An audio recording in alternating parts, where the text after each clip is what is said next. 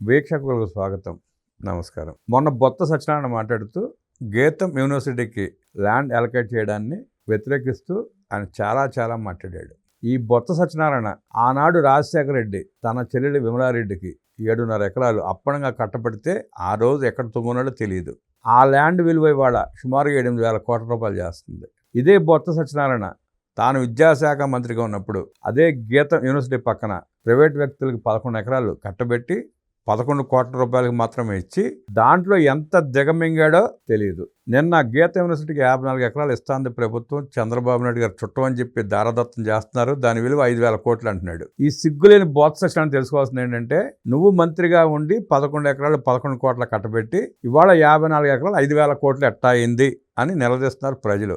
బొత్స సత్యనారాయణ, నీకు సిగ్గు శరం ఉంటే నువ్వు అన్నం తింటే దీనికి సమాధానం చెప్పని చెప్పి కోరుకుంటున్నారు. బొత్స వ్యాఖ్యల మీద, గీత యూనివర్సిటీ భూ కేటాయింపుల మీద విశ్లేషించడానికి, వివరించడానికి మనతో పాటు ఉన్నారు సీనియర్ జర్నలిస్ట్ దుర్గా కుమార్ గారు. వారిని అడిగి మన విశేషాలు తెలుసుకుంటాం. సార్ నమస్తే. నమస్కారం బ్రహ్మ గారు, మన వీక్షకులు. గీతం యూనివర్సిటీ గోల్డ్ స్పాట్ మూర్తి గారు అనేవాడు మనం. ఆయన ఎంత స్ట్రైట్ ఫార్వర్డ్ అందరికీ తెలుసు. ఆయన చేసిన సేవలు కూడా విశాఖపట్నంలో అందరికీ తెలుసు. యూనివర్సిటీ పెట్టి వేల మంది విద్యార్థులకి విద్య నేర్పించిన వ్యక్తి ఆయన. ఇవాళకి టాప్ 10లో ఒకటి. విదేశాల నుంచి అత్యధికంగా వచ్చే విద్యార్థులు అక్కడ చేరేవాళ్ళు ఎక్కువ. అలాంటి యూనివర్సిటీ గతంలో తనకు కేటాయించిన భూమిలో కొంత భూమిని మళ్ళీ ప్రభుత్వం వాపసు తీసుకోవడంతో తన భూమి కోరింది ఒక 54 ఎకరాలతో విశాఖ మున్సిపల్ కార్పొరేషన్ వాళ్ళు ఇచ్చే ప్రయత్నం చేస్తూ ఉంటే బొత్స సత్యనారాయణ ఏడుపు మొదలు పెట్టాడు, జగన్ రెడ్డి ఏడుపు మొదలు పెట్టాడు. చూస్తానున్నారు మీరు పరిణామాలన్నీ. ఆ భూమి అలాట్ చేయడం కరెక్ట్ అంటారా, కరెక్ట్ కాదంటారా? బ్రహ్మగారు, ఇప్పుడు నేను కొన్ని విషయాలు అంటే 1950స్కి వెళ్ళి అక్కడి నుంచి వస్తాం. నేను లైలా కాలేజీ స్టూడెంట్ని, ఆంధ్ర లైలా కాలేజీ విజయవాడ. ఆంధ్ర లైలా కాలేజీ కూడా 1952లో పెట్టినప్పుడు అప్పుడు సొసైటీ ఆఫ్ జెస్యూట్స్ అని, అది రోమన్ క్యాథలిక్ ఇన్స్టిట్యూట్, వాళ్ళ ఫాదర్స్ ఇక్కడికి వచ్చి మేము ఇక్కడ ఒక మంచి విద్యా సంస్థను పెడతామన్నప్పుడు విజయవాడలో బెంజ్ కంపెనీకి దగ్గరలో 100 ఎకరాలు స్వచ్ఛందంగా ఆనాటి ప్రజలే ఇచ్చారండి. 100 ఎకరాల్లో పెట్టారు ఆ కాలేజీ. ఆ తర్వాత ఆ ప్రాంతానికి ఆ కాలేజీ చేసిన సేవలు, ఆ కాలేజీలో చదువుకున్న విద్యార్థులు ఎంత స్థాయికి వెళ్ళారో, ఎంతమంది ఐఏఎస్లు, ఐపీఎస్లు, ఇంకా రాజకీయ నాయకులు, ఈవెన్ రాజశేఖర రెడ్డి గారు కూడా ఆ కాలేజీలో చదివిన విద్యార్థి. రాజశేఖర రెడ్డి గారు అనేక మంది చాలా. అలాగే విద్యా సంస్థల్లో ఏర్పాటు చేస్తున్నప్పుడు ఆంధ్రప్రదేశ్లో ప్రజలకి ఆ చైతన్యం ఉంది. అట్లాగే హాస్పిటల్స్ కడతామని ఎవరన్నా వచ్చినా కూడా ఆ విధంగా సహాయం చేసేవాళ్ళు. అది ప్రజలే అంత సహాయం చేసినప్పుడు ప్రభుత్వం కూడా అనేక విద్యా సంస్థలకి ఇవ్వటం అనేది అప్పటి నుంచి రివాజుగానే వచ్చింది. దాని మూలనే ఆంధ్రప్రదేశ్ విద్యారంగంలో ఇంత ఉన్నత శ్రేణికి వెళ్ళటం, అనేక మంది ఇక్కడ నుంచి డాక్టర్లు, యాక్టర్లు, సైంటిస్టులు అమెరికా, యూరప్ లాంటి దేశాల్లో కూడా బ్రహ్మాండమైన స్థాయికి వెళ్ళటం కూడా మనం చూసాం. అట్లాగే ఇప్పుడు ఈ గీతం యూనివర్సిటీ గురించి మీరు అడిగారు. అది 4.5 దశాబ్దాలుగా సేవలు అందిస్తూ ఉంది. అది దేశంలోనే మొదటి 10 యూనివర్సిటీల్లో ఒక యూనివర్సిటీగా. ఎన్విఎస్ మూర్తి గారు, ఆయన దాని ఫౌండర్ చైర్మన్. ఆయన చాలా ముఖ్యసూటిగా వ్యవహరించే మనిషి. వ్యాపారవేత్తగా ఉన్నా కూడా ఆయన విద్యావేత్తగా కూడా చాలా మంచి పేరు సంపాదించాడు. ఇప్పుడు లేటెస్ట్గా చూద్దాం. 1952లో లైలా కాలేజ్ సంగతి చెప్పా. ఇప్పటికీ లిప్స్ చెన్నైలో తమిళనాడుకి చెందిన యూనివర్సిటీకి ప్రభుత్వ రేటు ప్రకారం 50 లక్షలు, 2016లో ఇక్కడ అమరావతిలో కూడా 50 లక్షల చొప్పున ఇచ్చేశారు. భూములు తీసుకున్నారు, విద్యా సంస్థలు నడుస్తున్నాయి.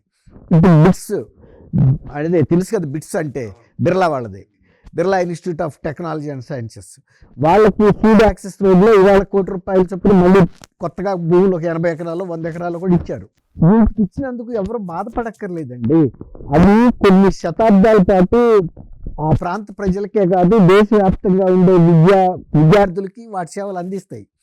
వాటిని రాజకీయం చేసి విద్యా సంస్థల్ని, ఆసుపత్రుల్ని, లేకపోతే ప్రజలకి జ్ఞానాన్ని అందించే వ్యవస్థల్ని కనుక రాజకీయ లబ్ధి కోసం అడ్డుపడితే మనమే నరుక్కున్నట్టుగా ఉంటుంది. అంటే పైగా మళ్ళీ బొత్స సత్యనారాయణ మినిస్టర్గా ఉన్నప్పుడే, జగన్మోహన్ రెడ్డి సీఎంగా ఉన్నప్పుడే స్కూల్కి 11 ఎకరాలు కట్టబెట్టారు పక్కనే కాంపౌండ్ వాళ్ళకి అనుకునే. మరి అట్లాంటప్పుడు అది ఒక విద్యా సంస్థ, అంతకన్నా ఉన్నత స్థాయి విద్యా సంస్థ గీతంస్ ఇచ్చినప్పుడు దీంట్లో ఉండే ప్రాముఖ్యతని చూసుకోకుండా కేవలం శ్రీ భరత్ ఎన్విఎస్ మూర్తి గారికి మనవడు, ఆయన రెండోది ఆయన ఇప్పుడు అక్కడ పార్లమెంట్ సభ్యుడు, లోక్సభ సభ్యుడు. తర్వాత బాలకృష్ణ గారికి చిన్నల్లుడు, లోకేష్ గారికి కోడళ్ళు. ఇట్లా ఈ బంధుత్వాలని చూసుకుని ఆయన్ని చూస్తున్నారు. కానీ ఆ విద్యా సంస్థ ఇవాళ కొత్తగా భరత్ గారు ఎంపీ అయినప్పుడు రాలేదు. 4.5 శతాబ్దాల క్రితం వచ్చింది. అది హైదరాబాద్లో పటాన్ చెరువులో కూడా IITs దగ్గరలో ఉండి ఆ వ్యవస్థ ఇక్కడ హైదరాబాద్లో కూడా నడుస్తుంది, తెలంగాణలో. అంటే బాబు గారితో బంధుత్వం కొత్తగా కలిసింది.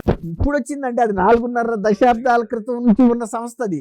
అప్పటి నుంచి అంత పేరుంది దానికి. ఇప్పుడు సబ్బం హరి గారిని, తర్వాత ప్రస్తుత స్పీకర్ అయ్యన్న పాత్రుడు గారిని కాంపౌండ్ వాల్స్ కూల్చి ఎలాంటి పైచాచికత్వం పొందారో జగన్మోహన్ రెడ్డి, ఈ గీతంస్ సంబంధించినటువంటి మెడికల్ కాలేజీ ప్రహరీ గోడల్ని కూల్చి కూడా అలాంటి ఒక విద్యా సంస్థ గోడల్ని కూల్చేటువంటి ఆ విద్యా సంస్థను తీసుకొచ్చి రోడ్డు మీద వేయటమే కదా. ఏదన్నా ఇది ఉంటే దానికి సంబంధించి ప్రభుత్వం పిలిపించాలి, మాట్లాడాలి. ఒకవేళ కనుక ఏదైనా ప్రభుత్వ భూమి అందులో ఉంటే వాటిని రెగ్యులరైజ్ చేస్తారు. వాళ్ళు కట్టడానికి కూడా సిద్ధంగా ఉన్నారు. అందులో వాళ్ళకి ప్రభుత్వం ఎప్పుడో 82లో ఇచ్చిన భూమిని ఆ రోజు ప్రభుత్వ రేటు కొనుక్కుని, ఇంకా దాంతోపాటు ఇంకో 30 ఎకరాల దాకా ప్రైవేట్ భూములు కొనుక్కుని 100 పిల్లల కాలేజీలన్నా 100 ఎకరాలతో వాళ్ళు ఒక దీర్ఘకాల ప్రణాళికతో మొదలుపెట్టారు. పెట్టిన తర్వాత ఇంజనీరింగ్ కాలేజీ ఫస్ట్ వాళ్ళు పెట్టింది. తర్వాత 30 ఎకరాలు ఉంటే తప్ప మెడికల్ కాలేజీ పెట్టాలనే ఒక ప్రతిపాదన వచ్చినప్పుడు ఆ 30 ఎకరాల కోసం ఇంకొక 20 ఎకరాలు కూడా బయట నుంచి కొనుక్కుని దీన్ని కలిపి చేశారు. అందులో కొంత భూమి రోడ్డు వైడనింగ్లో పోయింది. అట్లాగే తర్వాత కొంత అసైన్డ్ భూమి ఉందని చెప్పి దాన్ని కొంత తీసేస్తే వీళ్ళు ఏమన్నారంటే అసైన్డ్ భూమికి కూడా మేము కొనుక్కున్నప్పటికీ కూడా మేము దానికి కూడా రేటు కట్టి ఇస్తాము, ప్రభుత్వం ఎంత రేటు కడితే అంత అని చెప్పారు. అయినా సరే వినకుండా ఈయన బుల్డోజర్లు పొక్కలైన్లతో పగలగొట్టాడు. రాజశేఖర రెడ్డి గారు కూడా 2004లో ఆయన ముఖ్యమంత్రి అయినప్పుడు కూడా ఇందులో ప్రభుత్వ భూమి ఉందని చెప్పి పగలగొట్టిస్తానికి వెళ్తే అక్కడుండే ద్రోణంరాజు సత్యనారాయణ గారు, అప్పుడు ఆయన కాంగ్రెస్లో ఉన్నాడు, ఆయన సజీవంగా ఉన్నాడు. ఆయనకు తెలుసు మూర్తి గారు ఏంటి, గీతంస్ యూనివర్సిటీ ఏంటి, వైజాగ్లో దానికి ఉన్న ప్రతిష్ఠ ఏంటి, ఎంత సుదూర ప్రాంతాల నుంచి వచ్చి అక్కడ చదువుకుంటున్నారు. అట్లా చదువుకోవటం వలన వైజాగ్ ఆర్థిక వ్యవస్థకి ఇంతమంది పిల్లలు బయట నుంచి రావటం వలన ఎలాంటి పరిపుష్టి కలుగుతుంది, ఆ పేరెంట్స్ వస్తూ ఉంటారు. తర్వాత ఈ పేరు దేశవ్యాప్తంగా మంచి పేరు వచ్చింది. అటువంటి విద్యా సంస్థలని మీరు ఇటువంటి ఇబ్బందులు పెట్టకూడదు, ఆయన ప్రతిష్టను దెబ్బతీయొద్దు. ఒకవేళ కనుక అందులో ఏదైనా ప్రభుత్వ భూమి ఉంటే సర్వే చేసి చెప్పండి, ఎంతైతే అంత మీరు ప్రభుత్వ రేటు కనుక నిర్ణయిస్తే ఇతర విద్యా సంస్థలకు ఇచ్చినట్టుగానే వాళ్ళు కూడా కడతారని చెప్పి ఈయన కాదు, సత్యనారాయణ గారు అండి, సీనియర్ లీడర్ ద్రోణంరాజు సత్యనారాయణ గారు. ఆయన ఉమ్మడి ఆంధ్రప్రదేశ్ గ్రామాధికారుల సంఘం అధ్యక్షుడిగా కూడా ఉండేవాడు. అంటే ద్రోణంరాజు శ్రీనివాస్ గారికి తండ్రి. ఆయన నేను కూడా చూసా యాజ్ ఎ రిపోర్టర్గా ఏలూరులో అప్పుడు కలిసేవాళ్ళం. అప్పుడు చాలా యాక్టివ్గా కూడా ఉండేవాడు. అయితే ఆయనే ఈ మధ్యవర్తిత్వం చేశాడు, అడ్డపడ్డాడు. వెళ్ళి అప్పుడు రాజశేఖర రెడ్డి గారితో కూడా మాట్లాడి అట్లా చేయటానికి వీల్లేదు, మా వైజాగ్కే ఇది తలమానికమైన విద్యా సంస్థ, అటువంటి పని చేయకూడదని. ఇప్పుడు వైజాగ్కే తలమానికంగా ఉన్న ఋషికొండని ఈయన పగలగొట్టాడు. కానీ ఆ రోజున గీతంస్ ప్రహరీ గోడ పగలగొట్టడానికి ద్రోణంరాజు సత్యనారాయణ గారికే మనసొప్పల. ఏదైనా ఒక విద్యా సంస్థ ద్వారా పేరు, ఇప్పుడు విజయవాడ ఉందండి, ఆంధ్ర లైలా కాలేజీ మూలన ఎంత పేరు వచ్చింది విజయవాడకి ఆ రోజుల్లో. 1952లో అంటే 76 ఇయర్స్ దాకా అయింది అది పెట్టి. ఇప్పుడు కూడా అది అంత మంచి పేరు ఉంది. ఎప్పుడైనా ఏదైనా విద్యా సంస్థలు పెట్టేటప్పుడు ఈ ప్రభుత్వమే కాదు ఏ ప్రభుత్వాలు కూడా ఇచ్చినాయండి. అప్పుడు ఈవెన్ మీరు అన్నట్టు రాజశేఖర రెడ్డి గారు విమలాదేవి స్కూలును హాస్పిటల్ కడతానంటే రిషికొండ పక్కన ఇస్తే ఆమె అందులో అది కట్టకుండా కూడా చర్చి కట్టించింది. ఇప్పుడు మత ప్రచారానికి ఇవ్వలేదు కదా, అది విద్యా వ్యాప్తికి ఇచ్చారు, తర్వాత వైద్య సేవలకు ఇచ్చారు. ఆనాడు ఇచ్చింది ఎకరం ₹1,00,000 మొత్తం కలిపి 7.5 లక్షలు, ఇవాళ సుమారుగా 7,000 కోట్ల రూపాయల ప్రాపర్టీ. అది మరి రిషికొండ పక్కనే కదా. మరి అట్లాంటప్పుడు మరి నీకు ఇచ్చిన పర్పస్, నీకు విద్యా సంస్థలకు ఇచ్చారు, తర్వాత నీకు వైద్య సేవల కోసం ఇచ్చారని ఈ ప్రభుత్వం కూడా కేసు పెట్టి చర్యలు తీసుకోవచ్చు కదా. మత ప్రచారానికి అయితే నువ్వు ఆ రోజు అది అడగాల్సింది చర్చ, కంటే అది వేరేగా ఉండేది, అంతే కదండి. అది కాకుండా అట్లా విద్యా సంస్థలని ప్రోత్సహించే సంస్కృతి అనేది ఇవాళ కొత్తగా రాలేదు. ఈవెన్ రామానాయుడు గారు అండి, సినిమా ప్రొడ్యూసర్ రామానాయుడు గారు అప్పుడు ఇక్కడ 100 ఎకరాల స్థలం ఇచ్చారని మీకు చెప్పే కదా, అది విజయవాడ ఆంధ్ర లైలా కాలేజ్కి. ఫాదర్స్ ముఖ్యమైన కొన్ని ఊళ్ళల్లో వెళ్ళి విరాళాలు సేకరించడానికి వెళ్తే, రామానాయుడు గారు అప్పుడు చాలా యంగ్ బాయ్ అంట, ఆయన కారంచేడులో ఫాదర్స్ని అందరినీ ఎమ్మడబెట్టుకు వెళ్ళిపోయి ఆ ఊళ్ళో పెద్ద మనుషులందరినీ కల్పిస్తే వాళ్ళు తల ఒక రూము కట్టించడానికి ఒప్పుకున్నారు. ఆ కట్టించారు. వాళ్ళ పేర్లు కూడా చిన్న పెద్ద మళ్ళీ ఉండదు, ఎక్కడ ఇంత చిన్న ఫలకం మీద ఉంటుంది. అట్లా విద్యా సంస్థలను గ్రామీణ ప్రాంతాల్లో ఉన్న రైతు వారి వాళ్ళు కూడా ప్రోత్సహించారు. దానివల్ల వాళ్ళ బిడ్డలు ఇవాళకి కూడా వాళ్ళ మనవాళ్ళు ముది మనవాళ్ళు కూడా వచ్చి ఆ కాలేజీలో చదువుకున్నారు, మంచి విద్యావంతులు అయ్యారు. అట్లా ఇప్పుడు దీన్ని రాజకీయంగా చూడటం బదులు అక్కడ ప్రాక్టికల్గా అసలు యాక్చువల్గా 2014లోనే ఈ భూమిని క్రమబద్ధీకరించాల్సి ఉంది. ఆ రోజున 2016లో చంద్రబాబు నాయుడు గారు చీఫ్ మినిస్టర్గా ఉండి వాళ్ళతో మాకు కొంత పరిచయాలు బంధుత్వాలు ఉండటం వలన నేను ముఖ్యమంత్రిగా క్యాబినెట్లో ఉండటం బాగోదని బయటకు వెళ్ళాడు. వెళ్తే ఆ రోజు యనమల రామకృష్ణుడు గారు సరే ఇది తర్వాత పెడదామనేసి పెట్టడంతో అది వాయిదా పడింది. ఆ మాటకు వస్తే రాజశేఖర రెడ్డి గారికి ఉన్న ఆ రోజున ఉన్న ఏకైక ఇల్లు హైదరాబాద్లో అది కూడా వివాదంలోనే ఉండింది. యాక్చువల్గా అది రెగ్యులరైజ్ చేయలే, ఆయన కూడా చేసుకోవాలి. తర్వాత చంద్రబాబు నాయుడు గారి టైంలో అది ప్రతిపాదన వచ్చినప్పుడు చేశారు. ఎందుకంటే ఏదైనా అప్పుడు ఆయన ఒక ప్రజా జీవితంలో ఉన్నాడు, ఒక సాంకేతిక కారణం వలన అది ఇబ్బంది వచ్చింది. ఆయన నివసిస్తున్న ఇల్లు అనేక దశాబ్దాలుగా అప్పటికప్పుడు ఒక 20 ఏళ్ళ నుంచి ఆయన ఉన్నాడు ఆ ఇంట్లో. దాన్ని మానవతా దృక్పథంతో చేశారు. అంతేగాని ఆయన ఫలానా పార్టీ ఆయన కాబట్టి మనం చేయకూడదనే దృక్పథం ఉండదండి.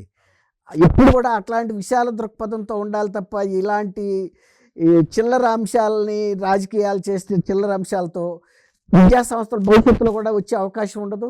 తర్వాత వాటికున్న ప్రతిష్టని ఈ రకంగా మసకబారిస్తే ఇతర రాష్ట్రాల స్టూడెంట్స్ కూడా మన రాష్ట్రానికి ఆ విద్యా సంస్థ ఏదో భూ కబ్జాదారంట మనం అక్కడికి వెళ్ళకూడదని ఒక చెడ్డ పేరు వస్తుంది. అప్పుడు గతంలో దానికి ఒక స్పష్టమైన హద్దులతోనే వాళ్ళు ఇచ్చారు. అయితే ఏం జరిగిందంటే ఒక ప్రాంతంలో ఉండే మట్టి చర్యలు విరిగిపడి కొంత భూమి పెరగటం, తర్వాత వీళ్ళు కొన్ని ప్రైవేట్ భూములు కొనుక్కోవటం వలన అవి అసైన్డ్ భూములు అయి ఉండొచ్చు. అట్లా అంటే రాజశేఖర రెడ్డి గారు తండ్రి రాజారెడ్డి గారు కూడా ఇడుపులపాయలో అసైన్డ్ భూములు కొన్నాడని రాజశేఖర రెడ్డి గారు స్వయంగా 100 ఎకరాలు కొన్నాడని ఆయనే చెప్పాడు స్వయంగా. ఇలాంటి సాంకేతిక అంశాలని రాజకీయాల్లోకి చొప్పిస్తే అందులోనూ విద్యా సంస్థలు కానీ వైద్య సంస్థలు కానీ వీటిని రాజకీయం చేయటం తగదండి. ఇప్పుడైనా సరే వాళ్ళు అది వెంటనే అవ్వదు.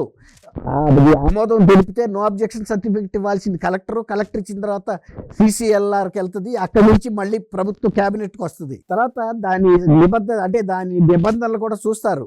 ఏ విధంగా దీన్ని రెగ్యులరైజ్ చేయొచ్చు, ఏ రేటు మీద మార్కెట్ మీద చేయాలా, లేకపోతే ప్రభుత్వ ధరల మీద చేయాలా, లేకపోతే వాళ్ళకి ఎప్పుడు వీళ్ళ ఆక్యుపేషన్లో ఎన్ని దశాబ్దాల నుంచి ఉంది, ఇవన్నీ పరిగణలోకి తీసుకుని ఒక టెక్నికల్ రిపోర్ట్ తయారైన తర్వాత మాత్రమే క్యాబినెట్ ముందుకు వస్తుంది. క్యాబినెట్లో అది ఎప్పుడు కూడా ఒక రికార్డెడ్గా ఉంటుంది. రెగ్యులరైజ్ చేసింది ఏమి తీసేరు రికార్డుల నుంచి, పక్కాగా ఉంటుంది. తర్వాత 100 ఏళ్ల తర్వాత తీసినా కూడా ఏ రీజన్స్ వలన ఇవ్వాల్సి వచ్చింది, ఇస్తే ఎంతకి ఇచ్చారు, ఆ రోజు మార్కెట్ రేట్ ఎంత ఉందనేది అన్నీ ఉంటాయి.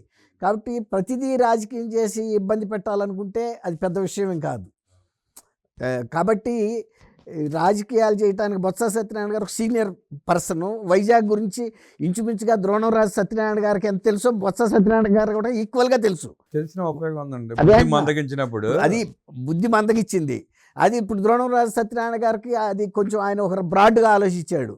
వైజాగ్కి అట్లాంటి సంస్థ ఉండటం మన ప్రతిష్ట పెరుగుతుంది, అలాంటి విద్యా సంస్థలను ఇబ్బంది పెట్టకూడదని. ఇతను ఏంటంటే ఈయన కూడా లోన్ తెలిసినా కూడా జగన్మోహన్ రెడ్డి గారి కళ్ళల్లో ఆనందం కోసం తప్ప ఆయనకి తెలీదా గీతమ్స్ ఇన్స్టిట్యూట్ ఎలాంటిదో, దాని ప్రతిష్ట ఎలాంటిదో, దాని విద్యా ప్రమాణాలు ఎలా ఉంటాయో, తర్వాత అక్కడ అడ్మిషన్స్ అవన్నీ కూడా పారదర్శకంగా ఉంటాయి. డీమ్డ్ యూనివర్సిటీ అది. వీళ్ళు జగన్ రెడ్డి ముఖ్యమంత్రిగా ఉన్నప్పుడు కూడా ఆ స్వామికి ఎవరికి అలర్ట్ చేశాడు కదండి ల్యాండ్. ఆ 40 ఎకరాలు ఆయన చిన్న ముడియంలోనే అక్కడ ఉంటాడు కదా ఆయన ఏదో పిక్ పాకెట్ స్వామి ఏదో అంటారు. అవును, అంతకుముందు ఆయన బ్యాట్లకి గెట్ అల్లుకునేవాడు అండి, నెట్లు వెళ్ళేవాడు. ఆయనకి అలర్ట్ చేశాడు భూమి 40 ఎకరాలు, దానికి రోడ్డు కూడా వేసాడు. అది హిందూ మతంలోకి మార్చాడు కదా. మార్చాడో నాటకం ఆడాడో తెలియదు కానీ మొత్తం మీద ఎందుకో నీళ్ళల్లో ముంచాడు, అది చేశాడు. నీళ్ళల్లో ముంచిన స్వామికి 40 ఎకరాలు ఇచ్చిన జగన్మోహన్ రెడ్డి ఆ దండుపాళెం బ్యాచ్ గీతంస్కి ల్యాండ్ ఇస్తా ఉంటే అడ్డుకోవడం, ఆక్షేపించడం తగదని విమలారెడ్డికి ఆనాడు రాజశేఖర రెడ్డి ఇచ్చిన స్థలంలో చర్చి కడితే మాట్లాడని లేవని నోళ్ళు ఇవాళ వేల మంది విద్యార్థులు చదువుకున్న గీతం గురించి మాట్లాడటం విడ్డూరంగా ఉందంటూ ఖండించిన దుర్గాకుమార్ గారికి ధన్యవాదాలు తెలియజేస్తూ నమస్కారం.